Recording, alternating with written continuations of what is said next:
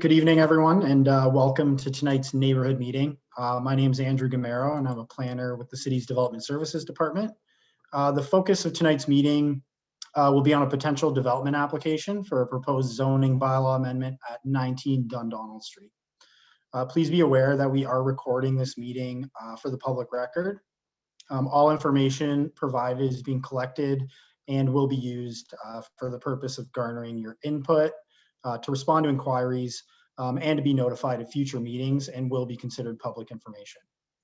Should you have any questions regarding the collection of this information, please feel free to contact the Development Services Department directly after this meeting. I'd also like to let everyone know that we do have staff behind the scenes this evening, just managing the technology for us. They do have the ability to interrupt the meeting at any time, and will endeavor to allow the applicant and every member of the public with an opportunity to speak. If we do experience any technical issues, please just bear with us. We'll do our best to get those resolved and keep things going. So for tonight's meeting, we did have, I believe it was 129 people registered.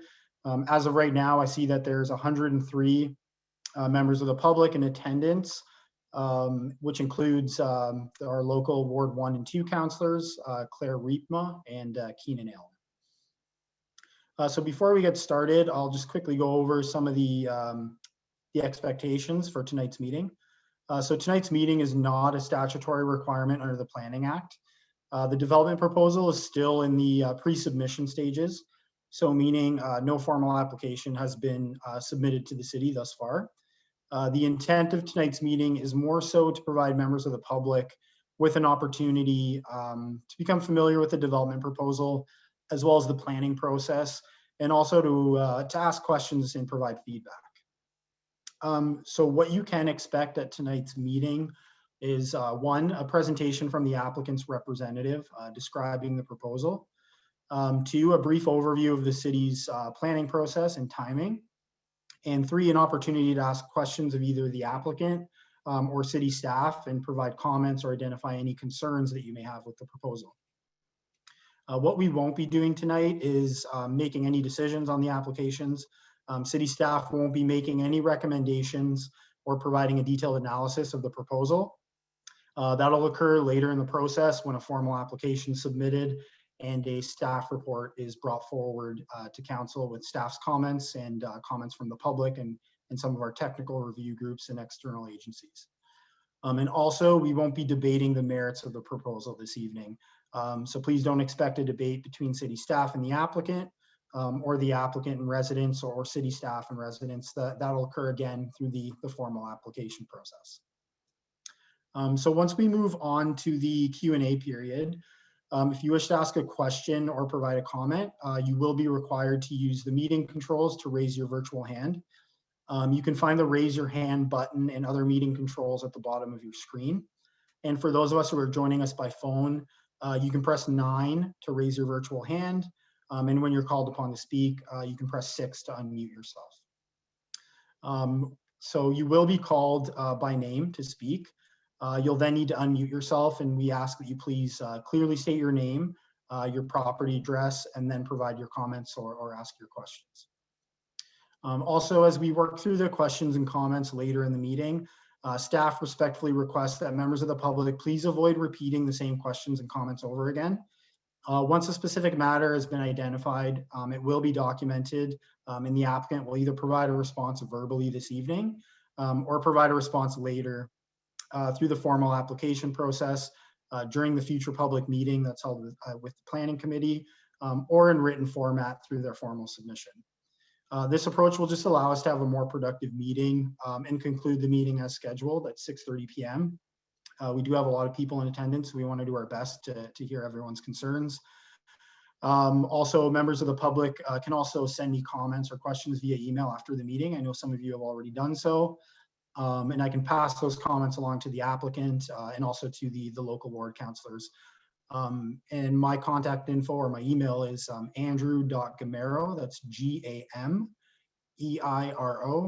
@barrie.ca. And you can also find my contact info on the City of Barrie's proposed developments webpage under Ward 2 for this application or this proposal specifically. And finally, those that have registered for the meeting by providing a mailing or email address will also be added to our mailing list to receive any further information about this development proposal. So in saying that, if an application is submitted to the city, you will receive notification of that application. So you're kept in the loop that way, and you can also monitor our proposed developments webpage to stay up to date. So I'm quickly just going to go over the next steps of as to what's going to occur after tonight's meeting. So like I said, we're currently in the initial stages of the planning process. The proposal has gone through a pre-consultation technical review with a variety of city departments and external agencies, including the Conservation Authority, with the expectation that an application may be forthcoming. After tonight's meeting, the applicant will need to incorporate any comments that are received at this neighborhood meeting and make a presentation to Planning Committee through the public meeting process when a formal application is submitted. The formal application submission would be reviewed with comments being received from the city's technical departments and external agencies, as well as consideration of the public's input. This neighborhood meeting that we're hosting tonight is established early in the development process to ensure that local concerns are incorporated or addressed through the city's technical review process. Following tonight's meeting, as I mentioned, we'll continue to following tonight's meeting and the review of the formal application, a future public meeting would be scheduled with the city's planning committee. The public meeting is a statutory requirement under the Planning Act, and everyone who registered for tonight's meeting, as well as all property owners within 120 meters of the subject lands, would be notified of the public meeting. The public meeting would also be held virtually, similar to tonight's meeting. And at that public meeting, the applicant's representative would present the application to council and again answer questions. And also the applicant would be required to identify that a neighborhood meeting has been held and provide an overview of and a response to the issues and concerns identified at tonight's meeting. And finally, members of the public will again have an opportunity to either provide verbal or written comments at that public meeting. And following the public meeting, staff would continue the technical review process associated with the formal application, and the applicant would possibly make any necessary revisions to their development proposal in response to any comments that are received. Once the review process concludes, staff recommendation report is brought forward to council for their consideration, and all comments received through the review process, including those received at the neighborhood and public meetings, would be identified and addressed in the staff report and would form part of staff's recommendation on the application. So that's it for the planning application process and what you can expect after tonight's meeting. So I'll now move on to the applicant's presentation. As I mentioned, the development proposal will be presented first, followed by a question and comment period. So we have James Hunter from Innovative Planning Solutions with us this evening, and he will be presenting the development proposal on behalf of the owner. And specifically, the proposal seeks to amend the zoning of the subject lands from single residential, or R2, to a residential apartment zone with site-specific provisions to permit the development of a 9-story residential building containing 67 units and 2 levels of underground parking. So on that note, I will now turn the meeting controls over to James, and he can share his presentation. Thank you.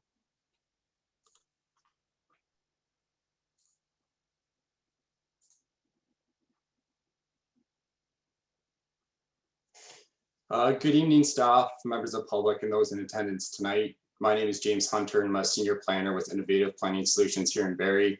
We are in attendance tonight for a neighborhood meeting regarding a condominium development at 19 Dundonald Street in the city of Barrie. As the staff outlined, this meeting provides an opportunity for our team to present the proposed development. Following that, it's an opportunity for us to obtain public comments. I will start the meeting with a brief presentation, and following that, I will turn it back over to the city, and then we can have a question and comment period. I'd just like to first thank everyone for attending tonight. So the subject lands are located at 19 Dundonald Street in the city of Barrie. This is the intersection of Lake Street and Collier Street, Lake Street, with a frontage of approximately 99 meters, land holdings of 0.96 acres or 0.39 hectares. The surrounding uses to the north is St. Mary's Church and a seniors residence.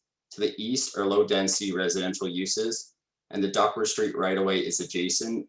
To the south are residential apartment buildings, and to the west is a residential apartment building and low density residential uses. On this slide here provides a bit of a closer up image of the adjacent uses along with the subject lands. Right now on the property, there is a residential dwelling on the north half. The south half of this property is currently vacant. To the east is a Duckworth Street right-of-way. This is a 20-meter right-of-way that is city-owned. Further to the east are existing low-density residential uses. On the west side of the property, we also have existing low-density residential and apartment building, as you can see, adjacent on the east side. Currently, this property is designated by the city official plan as residential.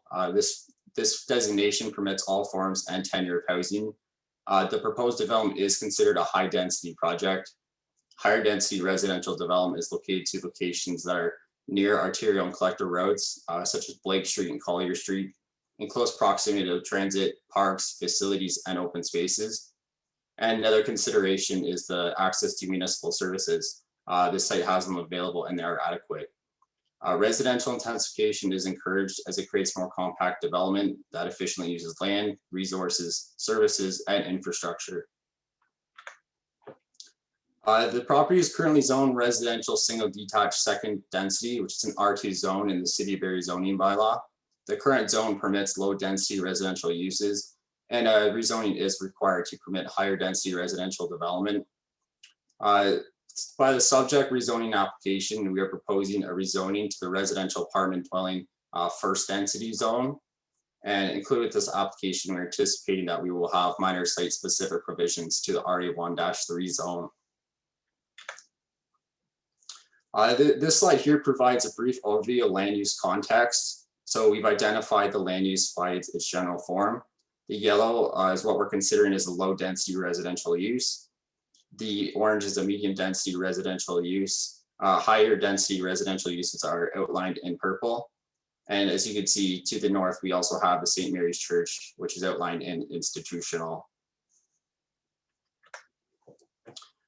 This image here just provides a closer look on built form in the area. So the surrounding area contains a number of higher density residential land uses. They're found in a condominium or apartment format. We've identified a number of these in yellow, just from a brief overview. Building heights in the area range in approximately 4, 8 to 14 stories in height. And the existing high density buildings are all located adjacent to existing low density residential uses. Taking a closer look at the surrounding area to the adjacent lands, the 19 Dundonald Street property is outlined in red there. As you can see to the north, there's a number of higher density uses. We've got the St. Mary's residence. To the east is, or sorry, to the west is a 4-story apartment building adjacent. We've also got the Bay Club at 14 stories. A number of buildings to the west in the range of 6, 7, 4, and 3 stories. Adjacent to the south, there's a 8-story apartment building located at 1 Blake Street, followed by to the east a 4-story at 17 Blake. And then as you work your way easterly down Blake Street, there's a variety of lower density apartment uses. These are in the range of 5 stories, 3 stories, and 3 stories. So we got a wide range of heights here from 3 stories all the way up to 14. What the subject application is proposing is a 9-story, 67-unit condominium building. It has a proposed building height of approximately 27 meters with a density of 170 units per hectare. Included in this built form is 2 levels of underground parking, providing 101 spaces, targeting 1.5 spaces per unit. And it also includes 2 access points to each parking area. On the westerly side of the site, as you can see in the site plan on this image, that would be at-grade parking. And on the western side, those are the 2 access points which go into the underground levels. Each unit will be approximately 1 to 3 bedrooms per unit. And we're estimating unit sizes in approximately 535 to 1,200 square feet. Landscape areas are provided to retain healthy trees, permit additional tree planting and landscape features. and the amenity spaces are provided throughout the site and building, including private balconies incorporated into the development. On this slide here, you can see some conceptual images. This is a first draft of our renderings. On the property boundary, we are trying to retain as many natural features as we can. This includes boundary trees. We do have full intention of replanting any that will be taken down and providing a good landscape buffer around the perimeter of the site. We get 9 stories in height. We're trying to transition the building to the street side with landscape features, staggered retaining walls, and other number landscape components.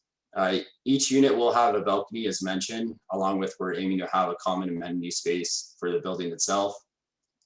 Access to the site will be primarily on the east side of this image here at grade, and then the residents can access their units by the underground parking through an elevator, which will be access to each floor. As part of this application, there's a lot of requirements that we have to do to ensure that our development is suitable.